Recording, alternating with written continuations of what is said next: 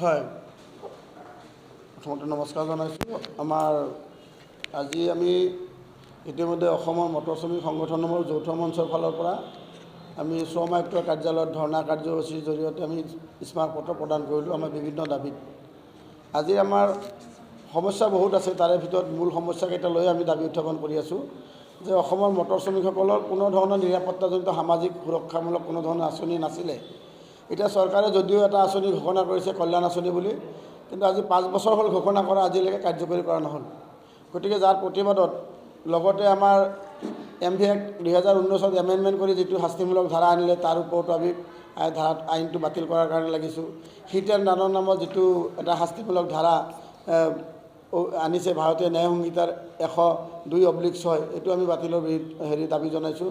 লগতে শ্ৰমিক বিৰোধী যিটো শ্ৰম কোড, শ্ৰমিকসকলৰ শ্ৰমিক সংগঠন কৰা অধিকাৰৰ পৰা বঞ্চিত কৰা অন্যান্য বিভিন্ন ধৰণৰ এটা বাধ্যবাধকতা আছে। গতিকে এই শ্ৰমিক বিৰোধী শ্ৰম কোডটো বাতিল কৰাৰ কাৰণে লগতে শ্ৰমিকসকলৰ পৰা বিভিন্ন ধৰণৰ হাৰাশাস্তি, জৰিমনাই হওক অন্যান্য ধৰণৰ পানিছমেণ্টেই হওক, গতিকে এইবিলাকৰ পৰা আমি চৰকাৰক আহ্বান জনাম যাতে এইবিলাক বন্ধ কৰা হয়।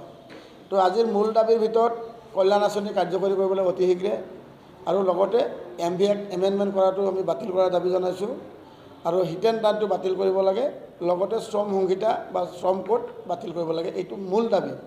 এই দাবীতে অসমৰ মটৰ শ্ৰমিক সংগঠনসমূহৰ যৌথ মঞ্চত সদৌ অসম মটৰ শ্ৰমিক যুটীয়া পৰিষদ, অসমৰ বিভিন্ন জিলাত আমাৰ সংগঠন, all India road transport worker federation, তেওঁলোকো আমাৰ লগত, অসমৰ নৰ্থ ইষ্ট পেট্ৰলিয়াম মজদুৰ ইউনিয়ন, আমি যৌথভাৱে এইটো মটৰ শ্ৰমিক সংগঠনৰ যৌথ মঞ্চ আমি অসমত সৰ্বভাৰতীয় বন্ধৰ লগত সংগতি ৰাখি 24 ঘণ্টীয়া চকা বন্ধ 12 ফেব্ৰুৱাৰী ৰাতিপুৱা 5 বজাৰ পৰা আমি আহ্বান জনাইছোঁ আৰু বিভাগত জনাইছোঁ শ্ৰম আয়ুক্তৰ জৰিয়তে।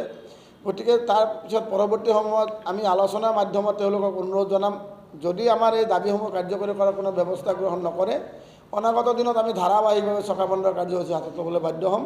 আৰু এই আন্দোলনৰ কাৰ্যসূচী ল'লে ৰাইজৰ যি হাৰাশাস্তি হ'ব তাৰ কাৰণে আমাৰ শ্ৰমিক সংগঠন জগৰীয়া নহয়, চৰকাৰ জগৰীয়া হ'ব। এইখিনি আজি মূল কথা আৰু আমাৰ